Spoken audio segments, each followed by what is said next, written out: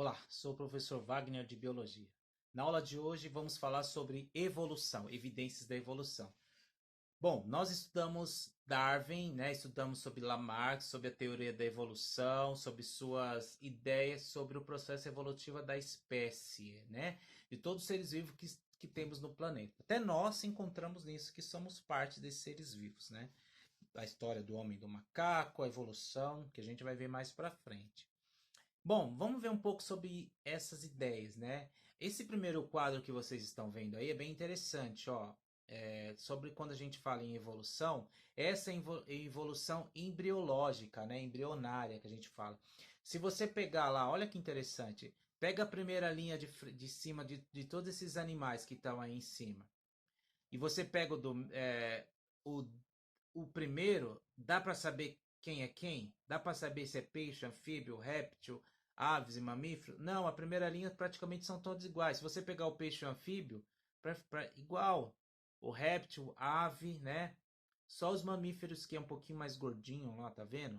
Mas também é igual, idêntico, assim, aí quando desce mais do processo evolutivo, já dá para dar uma diferenciada nos peixes, nos anfíbios, né? E na terceira linha de embrionar de dias, né? O embrião num dia, o embrião no outro dia, numa primeira semana, segunda semana, e aí eles vão se diferenciando. Aí vai criando característica de acordo com a sua espécie, tá? Então vamos ver, né?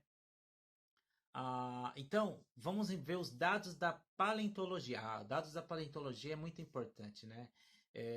Então, nesse caso, o que a paleontologia estuda? Estuda os fósseis, né?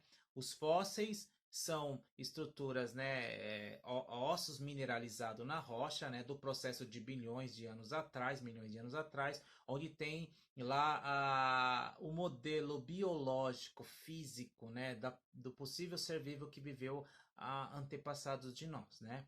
Então, os fósseis até hoje são encontrados. E o que é importante nisso? É a comparação com os seres vivos de hoje, para entender o passado, né? Entender bem o passado, para projetar o futuro e principalmente estudar as espécies do presente, as características evoluídas, por exemplo, de quem veio de quem, por exemplo, o Tiranossauro Rex, quem é mais próximo hoje? Quando eles falam, quem é o mais próximo dos dinossauros? Todo mundo fala, é o crocodilo. Não, se você pensar, o mais próximo de um Tiranossauro Rex, de um T-Rex, por exemplo, é a galinha. Se você pegar o pé do Tiranossauro Rex e o pé da galinha, são exatamente iguais, tirando as proporções de tamanho e cor, praticamente igual. A estrutura óssea, né? Os répteis naquela época já apresentava ossos pneumáticos, ossos mais ocos por dentro para se tornar mais leve.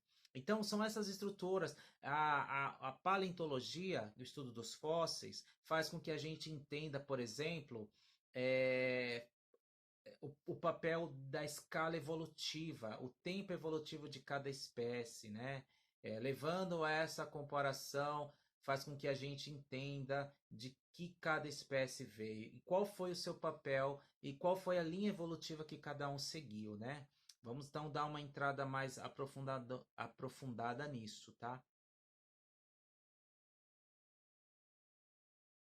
Então, continuando aqui, vocês podem ver que essa aqui é a gente chama de biologia da evolução comparativa, né? Nesse caso, vamos pegar um exemplo aqui. Nós temos lá o, pegamos o primeiro aqui, né? Vamos lá, né? Pegamos lá, ó, há 56 milhões de anos atrás, você tem lá um exemplo, né? Depois você sobe a 37 milhões de anos atrás, 25 milhões de anos atrás, 5 milhões de anos atrás, a 2 milhões de anos atrás, que é a dos equinos, né? Da espécie dos equinos, dos cavalos, né? Zebras, burro e por aí vai, né? Você pode ver a questão dos ossos. Olha que interessante. O primeiro lá, 55 milhões de anos atrás, você pode perceber que a pata tinha a projeção dos dedos, das falanges, que é os ossos dos dedos, mais aberto. E você compara ele com o passar do tempo, foi se fechando até chegar numa junção só. Então ele apresentava nessa estrutura. Então o 3 é como se fosse todos os dedos do pé junto, né? Formando uma única estrutura. É um processo evolutivo, né? Para formar, no caso, o casco. Lembrando que os primeiros talvez não tinha, poderia ser dedos mesmo, né? Lembrando dedos de de animais. No caso, a anta, né, que tem três pares, três dedos, assim, bem desenvolvido, né? A anta não, agora fugiu o nome do animal, ai, daquele ratão grande. Capivara, capivara também tem um pé bem engraçado, né? Então a gente vê dessa parte, ó. Outra coisa interessante aqui que eu tinha colocado é a embriologia de comparação. Olha lá, o quadro mostrando a sequência, o peixe, né? E na primeira linha, vaca, coelho, humano, galinha, todos se parecem. Aí quando vai passando os dias, eles vão se diferenciando. Esses são dados de anatomia embriológica e anatomia comparada. Essas anatomias são muito importantes para o entendimento. Tudo bem? Outro exemplo bem interessante, galera, é o do braço. Pegar um braço humano, as asas das aves e a asa do morcego. Quando você abre a asa do morcego e compara com o braço humano, é praticamente igual, né? Na questão da distribuição da posição dos ossos, né? Os dedos, né, do morcego, da questão da asa do morcego, é a comparação dos dedos dos seres humanos. Já da ave, você já percebe que tem um osso no meio, né, do antebraço e do braço, que é parecido com o do ser humano. Mas a questão da posição dos dedos já não tem dos ossos do dedo. Já dos ossos do dedo já se parece com o do morcego. Isso a gente chama de é, biologia comparada do processo evolutivo, tá bom? Então, o que mais é importante a gente está olhando? Presença de órgãos homólogos. Isso é interessante. Indica que os animais têm um ou mais antepassados comuns. Os órgãos análogos não indicam relação de evolução, mas sim adaptações às mesmas condições ambientais. Por exemplo, asas de aves e asas da borboleta. Não são da mesma espécie, mas têm funções parecidas, semelhantes. Voo, voar. É. Então, isso que é órgãos homólogos, né? Tem funções, mas não ligam à espécie, né? Eles não tem um ligamento entre elas, não vieram da mesma linha de evolução, né? Mas eles têm essas características, né? Então, as asas das aves, as asas da borboleta, a mesma função, mas espécies totalmente diferentes, né? Vamos ver aqui, interessante aqui, ó. Por exemplo, nós temos aqui o, o lagarto e a rã. Eles têm a mesma morfologia dos ossos e do pássaro, né? Olhando lá de cima.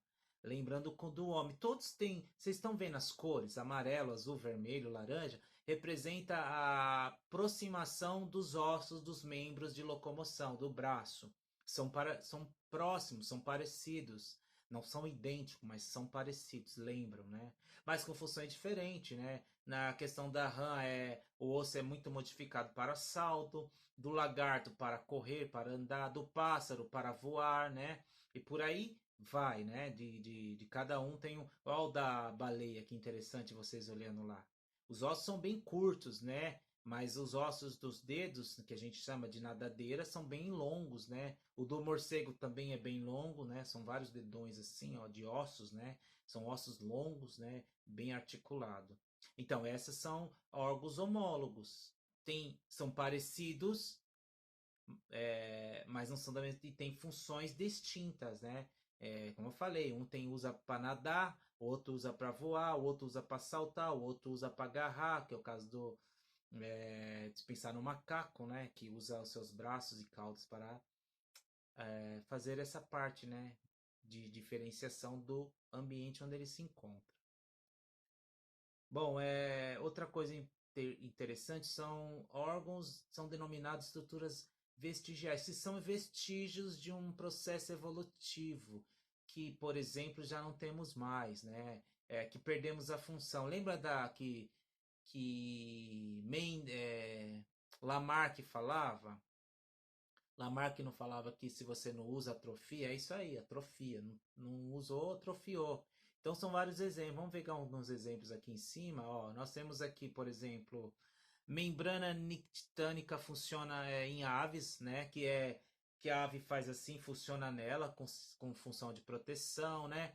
Outra coisa, os nossos dentes canino, o terceiro molar, o último dente que a gente chama de dente do do juízo, dente do inciso, que a gente tem que tirar. Alguns fazem cirurgia porque esse dente incomoda, porque perdeu a função. Mas, professor, mas por que tirar esse dente? Porque antigamente, no passado, no processo da formação dos seres humanos, na época das cavernas, vamos pensar, eu sempre gosto de falar essa palavra, a gente se alimentava de alimentos muito duros, como raízes, né? Carne mal crua. Então a gente precisava ter uns dentes muito fortes para triturar, para destruir esses alimentos, para processar bem antes de engolir. E hoje a gente come tudo alimento cozidinho, bonitinho, molinho, esses dentes foram perdendo a função. Tem também lá o apêndice, né, que faz parte do intestino, mas a gente não usa mais, mas ele tá lá, não pode tirar, né? Músculos abdominais, né? Pelos funcionais em outros mamíferos e nós não serve para nada. No meu caso, só serve para encher de pelo, tem que passar a maquininha. Então, esses são essas questões da órgãos vestigiais. É o vestígio de um processo evolutivo, tá? Então, a gente tem, mas a gente não usa. Não tem necessidade. E eles foram perdendo a sua função. É assim que vai funcionando esse processo, tá bom?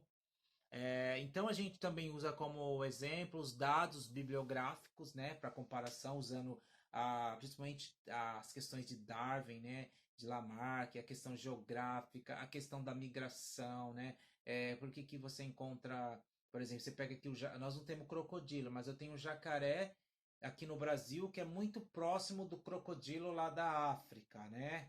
Eu pego uma cobra daqui que eu pego lá na Austrália, muito próxima da cobra daqui, né? O que fez com que esses animais é, vivessem em regiões diferentes, mas com as mesmas características, parecido, né? Muitas vezes até muito semelhante, né? Tudo isso tem a ver com a questão da evolução, tudo tem a ver com a questão da época das eras do gelo, das grandes migrações, né? De toda a mudança geográfica que ocorreu no nosso planeta. Isso é muito importante, né, de entender. É o que eu estava falando para vocês. A gente tem aqui a distribuição de mesossauros, né? Que a diversificação, adaptação à influência desses ambientes, né? Então os animais foram se modificando de acordo com as suas características. No caso aqui a gente tem o jacaré, lá o crocodilo se modificou de acordo com o ambiente, a oferta de alimento, né? Então tem a ver com muitas questões. Outra coisa importante dentro do processo evolutivo, do estudo da evolução, é a biologia molecular, onde você pega lá o DNA. No caso, vamos pensar de novo. Pega o DNA do jacaré e o DNA do crocodilo, faço uma análise e descubro que eles são muito próximos, cerca de, pensa numa coisa de 92 a 94% de diferença de bases nitrogenadas do DNA. Então eles são muito próximos, semelhantes, mas alguma coisa fez com que eles buscassem caminhos diferentes dentro de uma linha evolutiva. Há um exemplo aqui bem interessante, eu gosto disso daqui também. É o tal do ancestral comum. Todo mundo já ouviu falar do ancestral comum? Então, o ancestral comum é muito interessante. A gente tem no ancestral comum o que originou um grupo de determinados animais. No caso lá, eu tenho o ancestral comum, que veio, ramificou, fez o gato, a raposa, o cão. Na outra linha ele já subiu para o coelho, né? Depois dali vem a linha dos seres humanos, o porco-cavalo, o macaco. Então, cada galho que a gente olha ali é uma linha evolutiva que esses seres vivos tiveram que tomar por algum motivo que a gente não sabe. Pode ser igual eu falei, motivos ambientais, né? Migrações, Era do Gelo, lembra igual aquele filme Era do Gelo, que é muito legal? Aquele filme desenho, ele mostra muito legal essa questão mesmo das grandes eras do gelo. E as eras do gelo servem para modificar todo o planeta, né? Então, o oceano recua, fazendo com que animais possam caminhar sobre o lugar mais seco agora, ir para ilhas, ir para outros continentes, e assim vai. E assim que ocorreu toda essa loucura dessa modificação de animais, de vários tipos de animais, espécies diferentes, em determinadas regiões, né? Parecido, não parecido, próximo, não próximo. É isso aí, galera. Essa é a biologia, é a loucura da biologia. Difícil de explicar, mas gostoso quando a gente começa a entender. É muito bom mesmo. Valeu, galera!